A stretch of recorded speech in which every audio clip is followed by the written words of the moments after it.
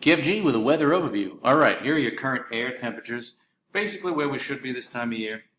The dew point temperatures I'm going to show you in a minute, and they are coming up, and that means we are getting ready to get some muggy weather moving in here, and storm chances will be on the increase. I think if I had to try to take a guess as to when the best opportunity for the most widespread storms would be, it would be tomorrow afternoon, tomorrow night, and then Thursday night into Friday afternoon.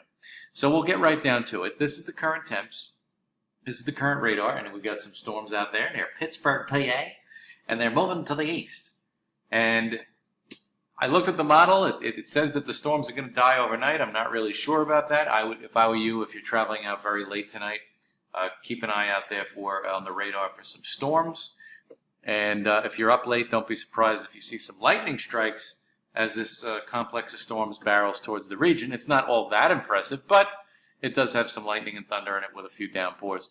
And if we don't get any storms, you'll probably notice a lot more cloud cover tomorrow morning as a result of these storms sort of dying off, and then by afternoon we'll have breaks of sun.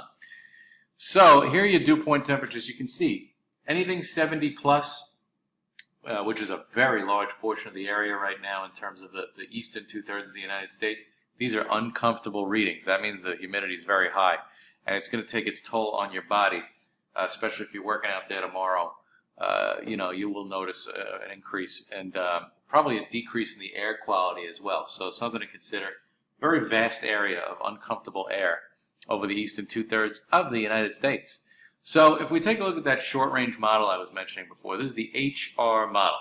And I think it's doing a fairly good job at trying to figure out where the storms actually are now. So let's see what it does with them. It pushes them along, and you can see a general weakening trend as they get basically towards central Pennsylvania. So they're not even really an entity as they get near Philly.